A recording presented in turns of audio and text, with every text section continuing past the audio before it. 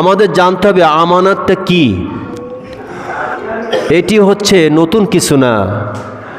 আমরা রাসূল আকরাম সাল্লাল্লাহু আলাইহি সাল্লামের জীবনী থেকে দেখলে বুঝতে পারি, আল্লাহর পয়গম্বর মুহাম্মদ সাল্লাল্লাহু আলাইহি সাল্লাম যখন পৃথিবীতে এসেছিলেন, তার ছোটবেলার শৈশব জীবন, কৈশোর জীবন যখন চলছিল, এই জীবনে যখন তিনি ছিলেন, এই বাস্তবায়ন জীবনে যখন তিনি ছিলেন, ওই সময় মানুষের সঙ্গে কখনো খারাপ আচরণ করতেন না। ওই ছোটোবেলায় যদি কোনো বন্ধু, কোনো বান্ধব তার কাছে কিছু রাখত, সেটাকে আমানত মনে করে তার অরিজিনাল হকদারকে তিনি ফেরত দিতেন। এরপরে তিনি মিছা কথা বলতেন না। শেষমেশ রাসূল আকরাম সাল্লাল্লাহু আলাইহি সাল্লাম যখন ইয়ং বয় হয়েছেন, যুবক মুহাম্মদ সাল্লাল্লাহু আলাইহি সাল্লাম, সমাজের মধ্যে তার একটা নাম ছড়িয়ে পড়ল যে আমাদের এই গোটা আরব দেশের মধ্যে একজন ব্যক্তি আছেন যিনি কখনো মিথ্যা কথা বলে না। কান সুবহানাল্লাহ। গোটা আরবের মধ্যে একজন মাত্র লোক পাওয়া যায় যে কখনো কোনো দিন মিথ্যা কথা বলে না। সেটি আর কেউ নয়, সেটি হচ্ছে আমাদের আব্দুল্লাহ ছেলে মুহাম্মদ সাল্লাল্লাহু আলাইহি ওয়াসাল্লাম। সকল মানুষ অবাক যে কেমন মনের মানুষ, আব্দুল্লাহর ঘরে কেমন একটা ছেলে তৈরি হলো। বাবার কাছে কোনো আদব শিখতে পারে নাই। বাবা তো দুনিয়ায়, মুহাম্মদ সাল্লাল্লাহু আলাইহি সাল্লাম দুনিয়া আসার আগেই তিনি মারা গেছেন। এতিম নবী, এতিম মুহাম্মদ সাল্লাল্লাহু আলাইহি সাল্লাম এই আদব কার কাছে শিখলেন? এত ভদ্রতা কার কাছে শিখলেন? যে কোনো দিন তার আচরণ ব্যবহারের দিক দিয়ে তো কোনো খারাপই নাই। সাথে সাথে একটা দিনের জন্য, এক সেকেন্ডের জন্য কখনো কোনো দিন মিথ্যা কথা তিনি বলেন নাই।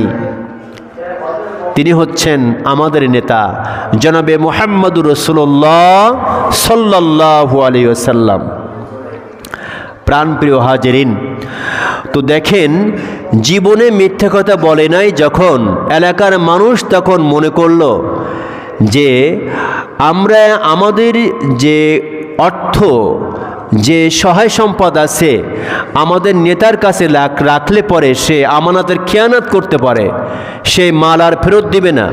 সুতরাং নেতার কাছে না রেখে সকলেই গরিব মুহাম্মদ সাল্লাল্লাহু আলাইহি সাল্লামের কাছে মাল সামানা, সোনা চাঁদি এগুলো রাখত। যে মুহাম্মদ, তোমাকে আমরা বিশ্বাস করি, তোমাকে বিশ্বাস করি বলে আমাদের সমস্ত যে চাঁদি সোনা আছে, অর্থ, এগুলো তোমার কাছে আমানত রাখলাম, তুমি এগুলো রেখে দাও। আমরা জানি তোমার কাছে থাকলে জীবনে নষ্ট হবে না। আদর্শ কাকে বলে দেখেন।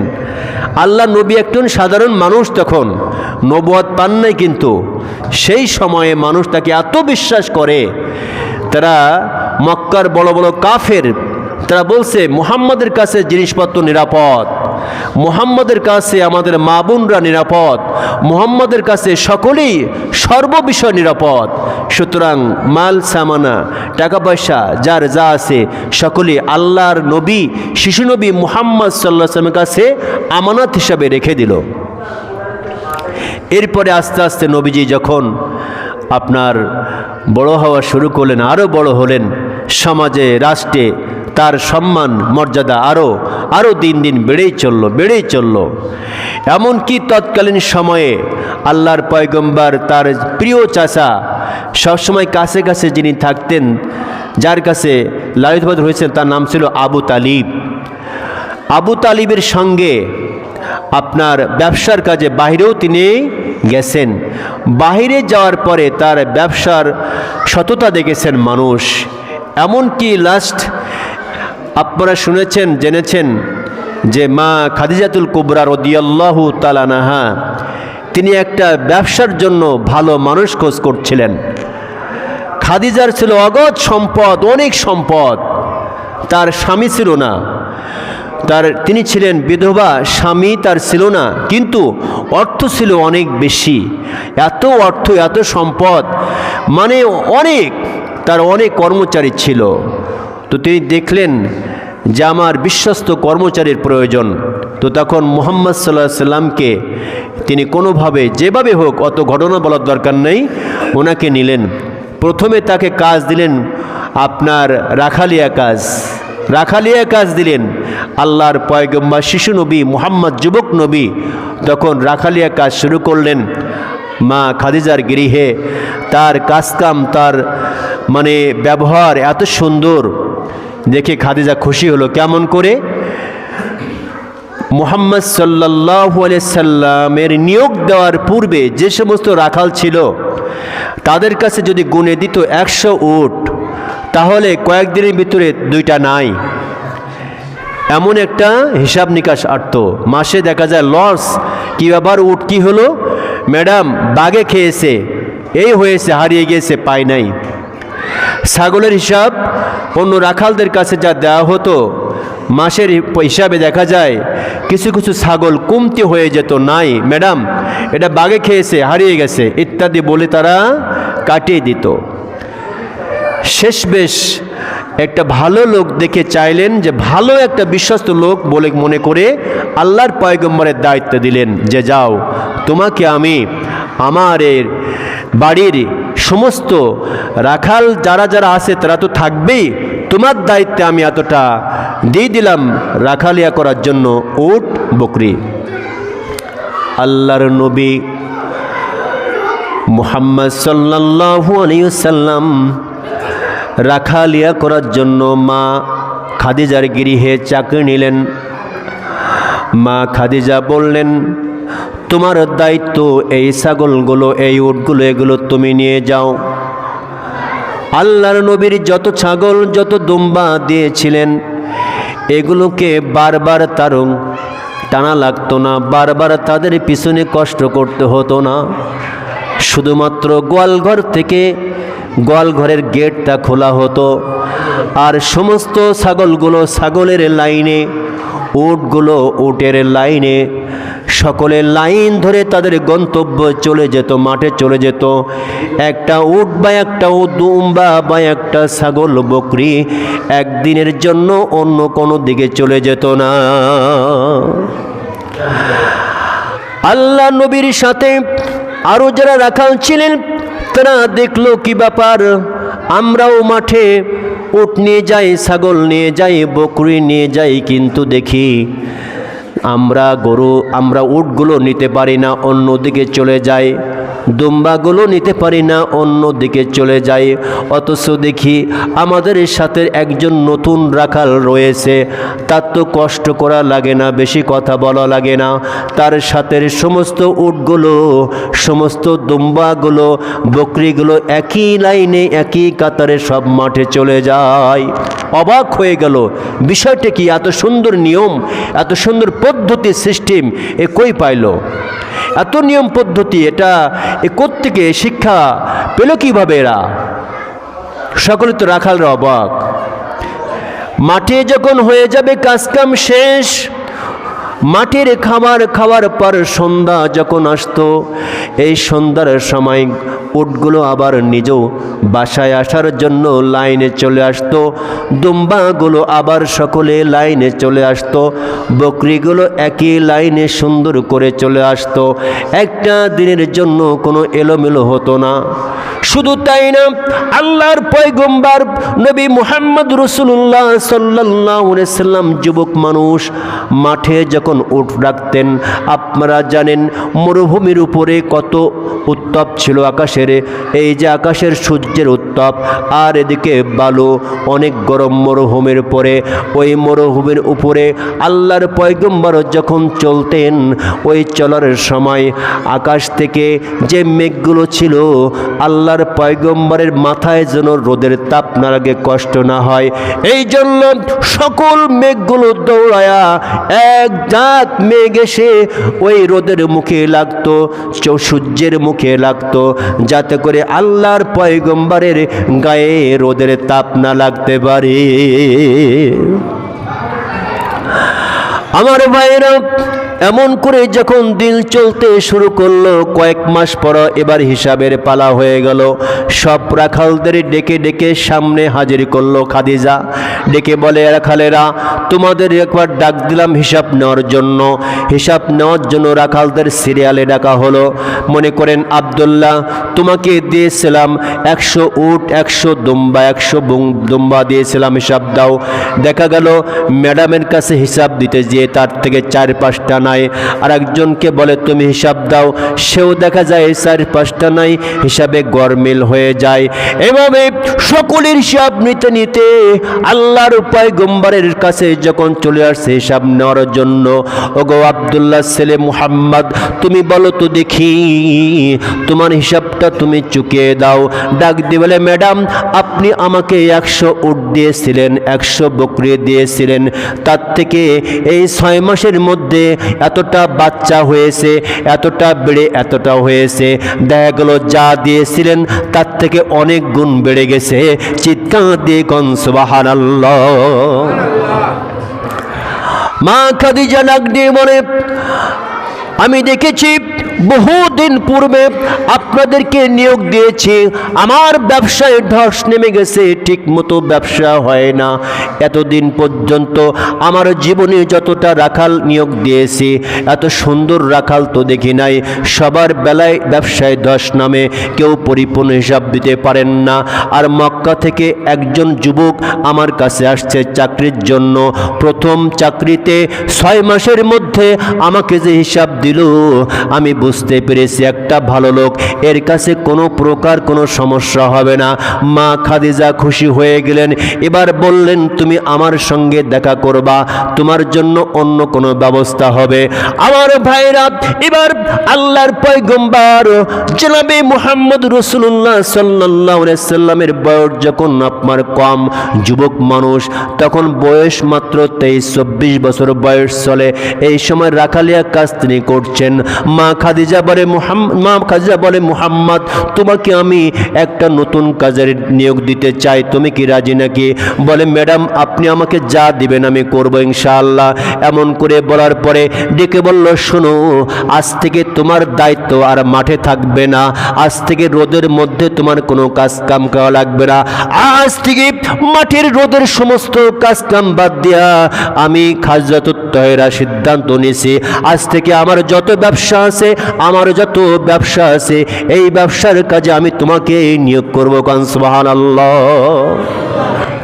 সততা কেমন জিনিস! আর আমরা সুযোগ পাইলে কি করি? কিছু মারিং কাটিং করতে পারি কিনা? এটা তো আদর্শ হতে পারে না। নবীর আদর্শ যদি আপনার মধ্যে না থাকে, আপনি কোনো দিন জান্নাত পাবেন না। জান্নাতে যেতে হলে নবীর আদর্শকে লালন করতে হবে, ইসলামকে লালন করতে হবে, কোরআনের বিধানকে নিজের জীবনে লালন করতে হবে, তাহলে পরে জান্নাত পাওয়া যাবে। আমার ভাইরা, এবার ডাক দিয়ে বলে, ও মুহাম্মদ, আমার আরো অনেক ব্যবসায়ী আছে, শোনো, আমি তোমাকে কিছু ব্যবসার পুঁজি দিলাম, এই মাল সামানা তোমাকে দিলাম, তুমি যাও ব্যবসার কাজে লেগে যাও। এবার তিনি ব্যবসার কাজে লেগে গেলেন। আরও লোকের ব্যবসার জন্য নিয়োগ দিয়েছে। অনেক লোক একসঙ্গে ব্যবসা করে, অনেক কর্মচারী আছে, অনেক লোক কর্মচারী যখন আছে, এর মধ্যে মুহাম্মদ একজন কর্মচারী হিসেবে ব্যবসার কাজে চলে গেছেন। ব্যবসার কাজে যাওয়ার পরে এমন করে কয়েক মাস পর আবার মনে করেন 6 মাস পর আবার হিসাব টানার জন্য সকলকে ডাক দিয়েছেন। সকলকে কর্মচারী ডেকে বলে, তোমাদের সকলের এত করে টাকা দিয়েছিলাম, ব্যবসার পুঁজি দিয়েছিলাম, বলো তো দেখি ব্যবসার খোঁজ খবর কি? এবার এক একজন করে হিসাব দেওয়া শুরু করলো। ম্যাডাম, আমাকে আপনি দিয়েছিলেন 5 লক্ষ দিনহার, আমি ব্যবসা করেছি, এত টাকা লস হয়েছে। কেউ বলে, ম্যাডাম, আমাকে দিয়েছিলেন এত টাকা, তাতে এই মাত্র এতটুকু লাভ হয়েছে। এমন করে দেখা যায় গড় মিলে অত্যন্ত সংক্ষিপ্ত লাভ। কেউ কেউ দেখা যায় হিসাবের মধ্যে যে পুঁজি দিয়েছিল তার থেকে অনেক নিচে নিচে নেমে এসছে, আসল পুঁজিও নাই। এবার সিরিয়াল আসছে, আল্লাহর পয়গম্বর নবী মুহাম্মদ সাল্লাল্লাহু আলাইহি সাল্লাম, যুবক মানুষ, বয়স মাত্র 23-24 বছর, ডাক দিয়ে বলে, ওগো মুহাম্মদ, তোমাকে যে আমি পুঁজি দিয়েছিলাম, তোমার ব্যবসার কথাটা বলো। বলে, ও খাদিজা শোনো, তুমি যে আমাকে ব্যবসার পুঁজি দিয়েছিলা, সেখানে এই ঘটনা, প্রথম মাসে যখন ব্যবসায় যাই, প্রথম মাসে ব্যবসায় গেলে আমার এত টাকা লাভ, দ্বিতীয় মাসে আমার এত টাকা লাভ, তৃতীয় মাসে আমার এত টাকা লাভ। ম্যাডাম, আপনি আমাকে দায়িত্ব দেওয়ার পর আমি পরিপূর্ণ দায়িত্ব পালন করেছি। যখন বাজারে গেছি তখন আমি লাভবান হয়েছি। একটা দিনের জন্য 6 মাসের মধ্যে কোনো দিন আমার লস হয় নাই। একটা দিন ভালো ভালো আমি রেজাল্ট করেছি, কোনো সমস্যা হয় নাই। ও খাদিজা, শুধু তাই না, গোটা পথে চলা এবং আসার পথে আমার কোনো মালও চুরি হয় নাই, কোনো ডাকাতি হয় নাই, ছিনতাই হয় নাই, বরং মাল আরো বেড়েছে। আল্লাহর পয়গম্বরের এই অবস্থা দেখে মা খাদিজা আরো একটু যেন কেমন হয়ে গেলেন। এবার আরো ভালো করে তার দিকে নজর রাখা শুরু করলো, আবার ব্যবসায় চলে গেল। আর মা খাদিজা তার পিছনে লোক লাগিয়ে দিল, দেখবা সে কি করে, তুমি খেয়াল করবা। আমার ভাইরা, কিছুদিন পরে যাকে লাগিয়েছিল সে রেজাল্ট দিচ্ছে। শোনো খাদিজা, তুমি যার পিছনে আমাকে লাগিয়ে দিয়েছিলে, আমি দেখেছি লোকটা পথে ঘাটে বন্দরে যেখানে যায় সবসময় দেখি সত্য কথা বলে। ও খাদিজা, শুধু তাই না, যখন তিনি পথ দিয়ে চলে, মরুভূমির পরে যখন চলে, আমি দেখেছি কোলা আকাশের রোদ, চতুর্দিকে রোদ থাকে, কিন্তু তার মাথার উপরে ছাতার মতো কোনো যেন থাকে, কোনো রোদ থাকে না, তার মাথায় কোনো রোদ নাই, কোনো কষ্ট নাই। আমি খেয়াল করে দেখলাম আকাশের মেঘগুলা তার মাথার উপর এসে তাকে ছায়া দান করে। এমন করে মা খাদিজাকে সব কিছু বলে দিল। মা খাদিজা বুঝতে পারলেন, আমার অসংখ্য রাখালের মধ্যে যে শ্রেষ্ঠ সে কোনো সাধারণ মানুষ না, আমার অসংখ্য কর্মচারীর মধ্যে যে ভালো এ কখনো সাধারণ মানুষ না। মা খাদিজা এবার তাকে আস্তে আস্তে করে আরো নিকটের দিকে ডাকা শুরু করলেন। মা খাদিজা তাকে বুঝতে পেরে চিনতে পেরে তাকে বিবাহের প্রস্তাব পর্যন্ত দিলেন। আমার ভাইরা, আমি সেদিকে যাব না, এখানে অনেক ঘটনা। আল্লাহর পয়গম্বর যে কথা বলতে চেয়েছিলাম, আল্লাহর পয়গম্বর কখনো মিথ্যা কথা বলতেন না, আল্লাহর পয়গম্বর কখনো অসৎ পথে চলতেন না, কারো মাল সামানা ছিনিয়ে নিতেন না। আল্লাহর পয়গম্বরকে বিশ্বাস করে মক্কার লোকেরা তার কাছে টাকা পয়সা আমানত রাখত। এবার আমার অনেক পরের একটি ঘটনা বলি। আপনারা জানেন, আল্লাহর পয়গম্বর মক্কায় যখন ইসলামের দাওয়াত দিয়েছিলেন, মক্কার লোকেরা তার দাওয়াত গ্রহণ করে নাই। যাকে এত ভালোবাসে লোক, এত মহব্বত করে, সেই ব্যক্তি শুধু একটাই কথা বলেছিল, শুনেছেন তো, আল্লাহর পয়গম্বরকে পুরা মক্কার সমস্ত ব্যক্তি, গাররা কাফেররা পর্যন্ত মহব্বত করে, সকলেই ভালোবাসে, সকলেই তাকে অত্যন্ত স্নেহ করে, মহব্বত করে, শ্রদ্ধা করে, যে যেমন সে তেমন। এমনই মুহূর্তে আল্লাহর পয়গম্বর মক্কায় যখন ইসলামের দাওয়াত দিতে পারতেছেন না, তখন মক্কা থেকে মদিনায় হিজরত করতে হবে।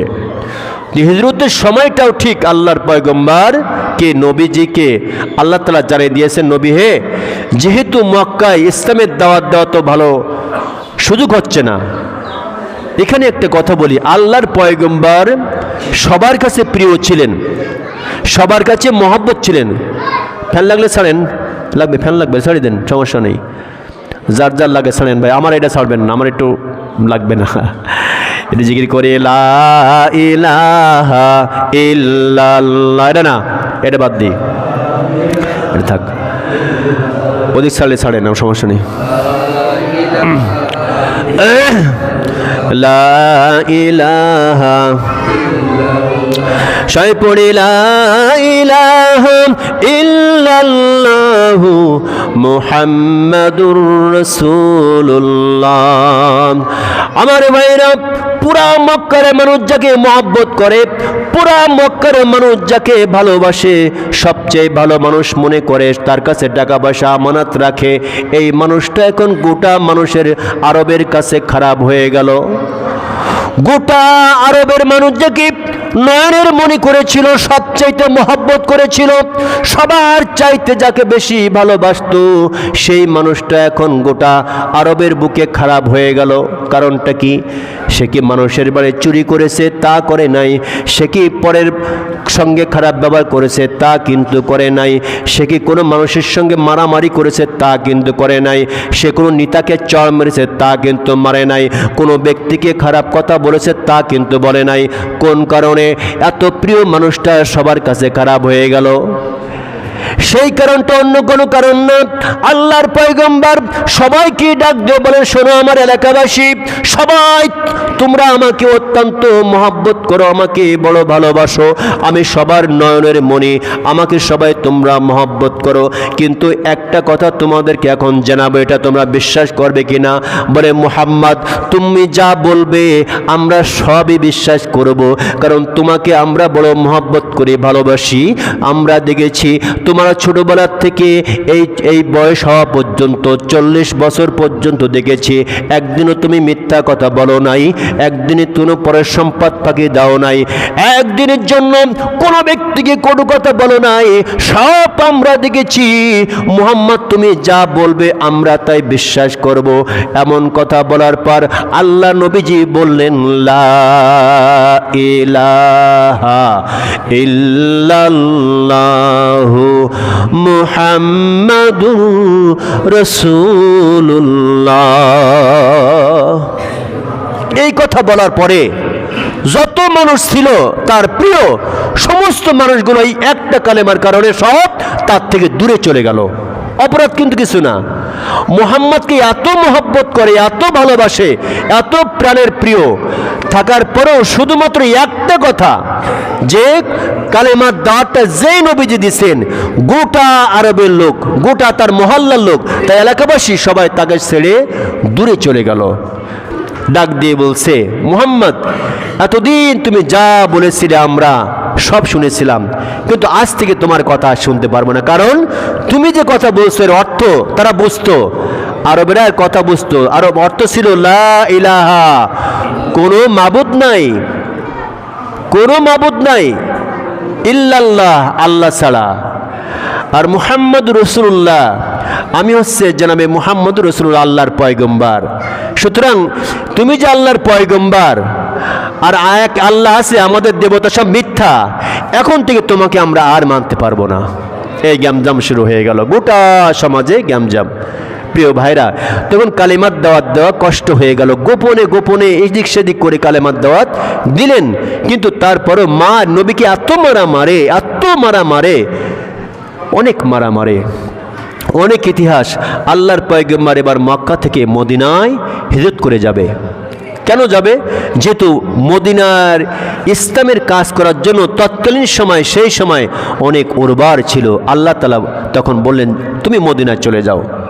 প্রাণের ভাইরা, তো মদিনায় যখন যাবেন তখন আলীকে রাতের গভীরে অন্ধকারে পালায়ে যাবেন। তার কয়েক মাস আগে একদিন আবু বকরকে বলছে, আবু বকর, মক্কায় তো ইসলামের দাওয়া দিতে পারলাম না, মানুষকে তো কাছে টানতে পারতেছি না, আল্লাহর অর্ডারে মক্কা থেকে মদিনায় হিজরত করব, তুমি আমার সাথে থাকবে, তুমি রেডি থেকো। এই কথা কাকে বলেছেন? আবু বকরকে বলেছেন। এদিকে মুহাম্মদ সাল্লাল্লাহু আলাইহি ওয়াসাল্লাম বাড়িতে আসেন, রাতে চলে যাবেন, এমনই মুহূর্তে আলীকে ডেকেছেন, আলী আমার বাসা আসো তো, তোমার সঙ্গে কিছু কথা আছে। আলীকে ডেকে নিয়ে বলছে, আলী তোমার সঙ্গে কিছু কথা, বলুন কি বলবেন। বলছে, আমি মক্কার লোকের কাছে অত্যন্ত প্রিয় ছিলাম, আজও আমানতদারিতা আমার আছে, আমি যে লোকের মাল সামানা যা কিছু আমার কাছে আছে, মানুষ আমার কাছে অনেক টাকা পয়সা রাখছে, সোনা চাঁদি রাখছে, আমি সকালে চলে যাবো, আমি রাতেই চলে যাব, কিন্তু আমার ঘরে যে মাল সামানা আছে এগুলো আমানতের খেয়ানত হয়ে যাবে, তুমি সকালে যার যা প্রাপ্য তাকে তাকে দিয়ে দিও, এজন্য তুমি আমার বিছানায় ঘুমিয়ে পড়ো, আমার বিছানায় শুয়ে থাকো। এ কথা বলে আমানতের কি গুরুত্ব দেখেন, আমানত কি গুরুত্ব, আমানতে খেয়ানত করা যাবে না। আপনার প্রতি যে আল্লাহ তাআলা আমানত দিয়েছেন, আল্লাহর ইচ্ছায় যেটা আমানতটা আপনি পেয়েছেন, যার যিনি এই আমানতের হকদার তাকে আপনার ফেরত দিতে হবে। এটা আল্লাহর কোরআনের কথা, এটা আপনার আমার ব্যক্তিগত কোনো কথা না। এ বিষয়ে কোরআন কি বলে দেখেন, আল্লাহর কোরআন বলে ইন্নাল্লাহা ইয়া'মুরুকুম আন তু'আদ্দুল আমানাতি ইলা আহলিহা। আল্লাহ রব্বুল আলামিন তামাম দুনিয়ার সমস্ত ইমানদারকে ডেকেছেন, সকলকে ডেকে বলছেন, শোনো হে তোমরা, নিশ্চয়ই আল্লাহ তোমাদেরকে নির্দেশ দিচ্ছেন, তোমাদেরকে অর্ডার করছেন, তোমাদের বলছেন, শোনো তোমাদেরকে অর্ডার করা হলো, ইয়া'মুরুকুম তোমাদের আদেশ করা হলো, আন তু'আদ্দুল আমানাতি সমস্ত আমানাত তোমাদের কাছে যা আছে, তোমার আমানাত যা তোমার কাছে যে আমানাতগুলো আছে, এই আমানাতগুলো ইলা আহলিহা যারা যারা তার একেবারে তার পাওয়ার যোগ্য এই আমানাতগুলো তার কাছে তোমরা ফেরত দিয়ে দিবা। খবরদার যার আমানাত তাকে দিও, অন্যকে দিলে কিন্তু গুনাহগার হবা। তোমার কাছে যদি আব্দুল্লাহ টাকা রাখে, ওই আব্দুল্লাহকেই তুমি ফেরত দিবে, সাইফুল্লাহকে দিতে পারবে না। এই জন্য যার জিনিস তাকে তুমি দিও, এটা আল্লাহ বলেছেন, আমি বলি নাই। সূরা নিসার 58 নম্বর আয়াতে আল্লাহ তাআলা বলছেন, শোনো হে তোমাদের কাছে যার যার আমানত আছে তারগুলো আমানত ফেরত দিয়ে দিবা। আমার ভাইরা, এবার দেখেন আমানত কাকে বলে। আমানত হচ্ছে আপনার উপরে ন্যস্ত যে জিনিসটা যেটা আছে, এটা কাউকে দিতে হলে যে প্রকৃত হকদার তাকেই দিতে হবে। যে প্রকৃত হকদার আপনার তাকেই দিতে হবে এই আমানত, অন্য কাউকে দেওয়া যাবে না। আমানত আমাদের মাঝে মাঝে মধ্যে আসে অনেক বিষয়, যেমন আমাদের সমাজে একজন নেতা নির্বাচন করা হবে। আমাদের এই সমাজে কথার কথা বলি, এই সমাজে একজন নেতা নির্বাচন করা হবে, তো কয়েকজন লোক আপনার সামনে দণ্ডায়মান। এর মধ্যে একজন বিড়িখোর গাঁজাখোর, আর একজন পরের সম্পদ ফাঁকি দেওয়া, আর একজন জিনাখোর বদমাইশ লম্পট, আর একজন তেলচোর গমচোর ইটচোর, আর একজন 5 ওয়াক্ত নামাজ কালাম পড়ে ঠিক মতো আল্লাহর ইবাদত করে গোলামি করে। এই কয়েকজন লোক সামনে দাঁড়ানো। আপনার আমানতটা এবার আপনি কাকে দিবেন? আপনার রায়টা, আপনার এই রায় আপনি কাকে দিবেন? আল্লাহ সে কথা বলছে, তোমার উপরে যে আমানতটা আছে এর হক যে তাকেই দিও। আপনার উপরে আমানত যে তুমি এখন কাকে সাপোর্ট করবা, কার দিকে তোমার আঙ্গুলটা কার যাবে, তুমি কার সঙ্গে থাকবা, চিন্তা করে থেকো। আমি কোরআনে কিন্তু বললাম সঠিক ব্যক্তিকে তুমি সমর্থন করো। খবরদার তোমার দ্বারা যেন একজন খুন খারাপি খারাপ মানুষ তোমার সমর্থনের কারণে নির্বাচিত না হয়ে যায়। আল্লাহ বলছেন, এটা তো আমার ব্যক্তিগত কথা না। এজন্য আমাদের উচিত হচ্ছে যখন যে কোনো সিদ্ধান্ত হবে, কোনো প্রকার কোনো সময় যদি সামনে সুযোগ আসে, ওই সময় আপনার মগজে আনতে হবে, আল্লাহ আপনি তো কোরআনে বলেছেন আমানত সঠিক ব্যক্তিকে দিতে হবে, তো আমি দেখতেছি আমার ভিতরে এ গমসর, এ ইটচোর, এ লুটতরাজ, এ খুন খারাপি, এ জিনা করে, এ বদমাইশি করে, যদি নির্বাচনে যেতে আরও বদমাইশি করবে, সুতরাং ওকে আমি দিব না। যে সঠিক দিনদার মুত্তাকিন পরেজগার আমি তাকেই নির্বাচন করলাম। আল্লাহ খুশি হয়ে যাবে। আল্লাহ বলবেন, না তো সঠিক দায়িত্ব তুই পালন করেছিস। অনেকে বলে যে ভাই যদি আমি এভাবে দেই, সে তো পাশ করলো না, তাহলে তো পচে নষ্ট হয়ে গেল। আর একজন তো পাশ করলো, আপনি বললেন তাকে দেব না, সেই তো পাশ করলো। প্যানের ভাইরা, আপনি দেন নাই, মনে করছেন ভোটটা পচে গেল, কিন্তু আপনি পচেন নাই, আপনি পচে নষ্ট হন নাই। আপনি আল্লাহর কাছে বলতে পারবেন, আল্লাহ আমি যাকে সাপোর্ট করেছিলাম সে পাশ করে নাই, কিন্তু আমি এমন ব্যক্তিকে সাপোর্ট করিনি যে পাশ করেছে, সমাজের দুর্নীতি করেছে, আমি এমন ব্যক্তিকে কিন্তু সাপোর্ট করি নাই। আল্লাহ বলবে, বান্দা তুই ভালোই কাজ করেছিস, তোর টেনশন নেই, কারণ পাশ করার দায়িত্ব আমি আল্লাহ তাআলা, আমারই দায়িত্ব। ভালো মন্দ করার দায়িত্ব আমি আল্লাহ তাআলা, আমার। তুই তো চেষ্টা করেছিস ভালোকে আনার জন্য, হয় নাই তাই কি আমি আল্লাহ পাক তোর উপরে খুশি। এজন্য খবরদার বিবেক দিয়ে ভাবতে হবে। অনেকে বলে যে আমি যাকে ইচ্ছা তাকেই দিয়ে দেব। আমার সমর্থন, আপনার সমর্থনটা কত কার্যকর জানেন? আপনার সমর্থন অত্যন্ত দামি। আপনি বেছে বেছে তাকেই দিবেন যাকে দিলে পরে সমাজে নামাজ কায়েম হয়, যাকে দিলে পরে সমাজে সুদ থাকবে না, যাকে দিলে পরে সমাজে ঘুষ থাকবে না, যাকে দিলে পরে আপনার মেয়ে অত্যাচারিত হবে না, যাকে দিলে পরে আপনার বিবি রাস্তা দিয়ে হাঁটবে, কেউ কটু কথা বলবে না, আপনি তাকেই সমর্থন করবেন। তাহলে আল্লাহ পাক খুশি হয়ে যাবে। প্রাণের ভাইরা, তো আলী বলছে ইয়া রাসূলুল্লাহ। এবার দেখেন আরেকটি আয়াত আসছে, আরেকটি আয়াত বলি। আল্লাহ তাআলা বলেন, মান ইয়াশফা শাফাআতান হাসানাতান ইয়াকুল্লাহু নাসিবুম মিনহা। আল্লাহ তাআলা বলে, শোনো, যে ব্যক্তি ভালো বা সৎ কাজের সুপারিশ করবে, যে ব্যক্তি ভালো বা সৎযোগ্য ব্যক্তিকে সুপারিশ করবে, সে তা থেকে অংশ পাবে। আপনার দ্বারা যদি একটা ভালো মানুষ নির্বাচিত হয়, আপনার দ্বারা যদি একটা ভালো মানুষ, সে যদি নেতা নির্বাচিত হয়, সে যত ভালো কাজ করবে তার থেকে একটা অংশ আপনার আমলনামায় পৌঁছাবে। আল্লাহ আরো বলছেন, ওয়ামান ইয়াশফা শাফাআতান সাইয়্যাতান ইয়াকুল্লাহু কিফলুম মিনহা। আর যে ব্যক্তি কোনো খারাপ মানুষকে নির্বাচন করবে, খারাপ মানুষকে সাপোর্ট করবে, ওই ব্যক্তি যত খারাপ কাজ করবে তার একটা অংশ তার আমলনামায় চলে আসবে। আমার ভাইরা, এটা আমি আপনার ইমাম সাহেব ব্যক্তিগত কথা বলি নাই, এটা হলো সূরা নিসার 85 নম্বর আয়াত থেকে আল্লাহ পাক বলেছেন, ও দুনিয়ার মানুষ শোনো, তোমরা দুনিয়ায় বসবাস করতে যে তোমাদের সামনে মাশওয়ারা হবে, পরামর্শ হবে। এই পরামর্শের সময়, সিদ্ধান্তের সময় খারাপ মানুষকে তোমরা সামনে ঠেলে দেব না। খারাপ মানুষকে সামনে দিলে পরে সে যত অন্যায় করবে, অত্যাচার করবে, তার গুনাহ তোমার আমলনামায় আসবে। একটা ভালো মানুষকে যদি দিয়ে দাও, ওই ভালো মানুষ যত নেকির কাজ করবে, যত ভালো ভালো কাজ করবে, তার থেকে একটা অংশ তোমার আমলনামায় পৌঁছাতে থাকবে। এই জন্য আমার ভাইরা, আমাদের জীবন এই পর্যন্ত থেমে নাই, আমাদের জীবন চলতেছে। সামনে যদি সুযোগ আসে কখনো বা কোনো দিন, তাহলে পরে আপনি বিবেক দিয়ে ভাববেন, আল্লাহর কোরআন মানবো না আমার নফসের কথা মানবো। কোরআন বলছে, এমন একজনকে সমর্থন করো যে ব্যক্তির মাধ্যমে সমাজ থেকে চুরি ডাকাতি লুণ্ঠন দূর হয়। আর একজন আছে যাদেরকে সমর্থন করলে পরে সে সমাজে লুট খরাবি, আরো খুন খরাবি বাড়িয়ে দিবে। এটা ভেবেছেন যে তুমি রায় তোমার প্রদান করবে, এটা চিন্তা ভাবনা করে আমাদের সামনে দিতে হবে। আমার ভাইরা, কিয়ামত যখন সংঘটিত হবে, জান্নাত আপনাকে হাতছানি দিয়ে ডাকবে। দুনিয়ায় বেশি নেকির কাজ করতে পারেন নাই, তাই কি হয়েছে? ভালো মানুষকে সমর্থন করেছেন, সে যত নেকির কাজ করে তার নেকিটা আপনার আমল নামে আসবে। কিয়ামত যখন সংঘটিত হবে, আপনাকে বলবে যা জান্নাতে চলে যা। বলবে আল্লাহ আমি তো বেশি নেকির কাজ করি নাই, কেমনে জান্নাত যাব? আল্লাহ বলে, বান্দা তুমি দুনিয়ায় বসবাস করতে যে ভালো ভালো মানুষের সঙ্গে মিশেছ, ভালো ভালো মানুষকে তুমি সাপোর্ট করেছো, এই জন্য তারা যত নেকির কাজ করেছে তার থেকে তোমার আমলনামায় ট্রান্সফার হয়েছে। এই ট্রান্সফার হওয়ার কারণেই তুমি জান্নাতি। আর এক ব্যক্তিকে জাহান্নামে দেওয়া হবে। বলবে আল্লাহ আমি তো দুনিয়ায় নামাজ পড়তাম, দুনিয়ায় ভালো ভালো কাজ করতাম, আমি কেন জাহান্নামে যাব?